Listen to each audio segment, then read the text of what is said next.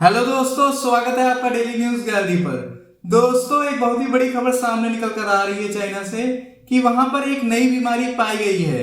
एक नई बीमारी एक 41 साल के इंसान में पाई गई है। इस बीमारी को लोग बर्ड फ्लू के नाम से जानते हैं। और ये बीमारी दोस्तों, कुछ एक्सपर्ट्स का मानना है कि ये कोरोना से बड़ी पेंडेमिक साबित हो सकती है दुनिया के लिए। और इससे रिलेटेड पेपर्स भी हैं नेट पर, जिसमें बताया गया है कि इस बीमारी का फर्टिलिटी रेट लगभग 60% से भी ज्यादा है।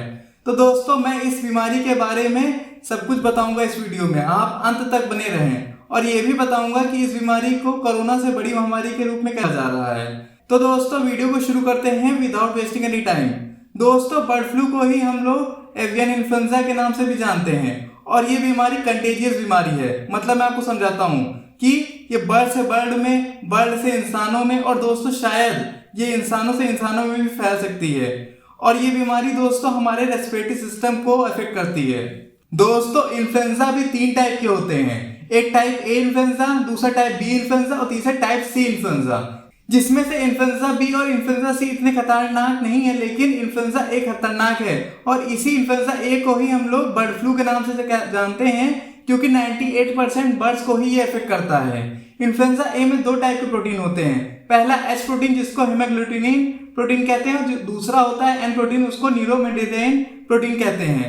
और इन्हीं के डिफरेंट कॉम्बिनेशन से नए नए टाइप के फ्लू बनते हैं, जैसे कि H1N1 प्रोटीन, H2N2 ऐसे करके H3N2 ऐसे करके बहुत सारे डिफरेंट टाइप्स के नए नए फ्लू बनते हैं। जैसे कि हम लोगों ने सेम देखा था एग्जांपल कोरोना के केस में, जिसमें अलग अलग टाइप की स्ट्रेन बन रही थी। ब्रिटेन वाली स्ट्रेन अलग, अभी जैसे इंडिया में चल रही है वो अलग, बहुत डिफरेंट टाइप। वैसे सेम इसमें भी है, फ्लू भी डिफरेंट टाइप के हो जाते हैं।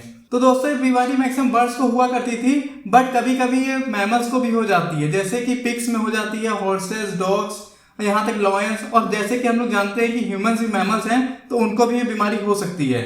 और दोस्तों, अगर ये इंसानों में फैलना शुरू हो गई तो दोस्तों ये पक्का एक नई पेंडेमिक की शुरुआत हो सकती है। पहले भी फ्लू से करोड़ों लोगों की जान जा चुकी है। वर्ल्ड वॉर 1 के समय स्पेनिश फ्लू बहुत तेजी से फैला था, जिसमें करोड़ों लोगों की जान जा चुकी है। और दोस्तों, इसको H1N1 फ्लू के नाम से भी जाना जाता है। फिर 1957 में एशियन फ्लू, जो H2N2 फ्लू है, उससे भी लाखों लोग अफेक्ट हुए थे। फिर 1968 में जाके हांगकांग फ्लू भी बहुत तेजी से फैला था, जिसको H3N2 फ्लू नाम से जानते हैं। वो भी बहुत तेजी से फैला था और बहुत लोगों को अफेक्ट किया था। और फिर जाके अभी हाल ही में 2009 में स्वाइन फ्लू भी बहुत तेजी से फैला था, जिससे लाखों लोग ग्रसित हुए थे। और उसको H1N1 का नया वर्जन बताया गया था। लेकिन आप लोग देख पा रहे हैं जैसे कि H1, H2, H3, N1, N2 ये सब कॉमन है जब भी इंसानों में अफेक्ट हुआ है। लेकिन पहली बार ऐसा हुआ है कि H10 और N3 प्रोटीन इंसानों को अफेक्ट कर रहा है। ऐसा पहले कभी भी देखा नहीं गया है। तो क्या दोस्तों, ये कुछ वायरस से मैनुअली छेड़खानी की गई है? चाइना ने क्या फिर से कुछ ऐसा कुछ किया है क्या?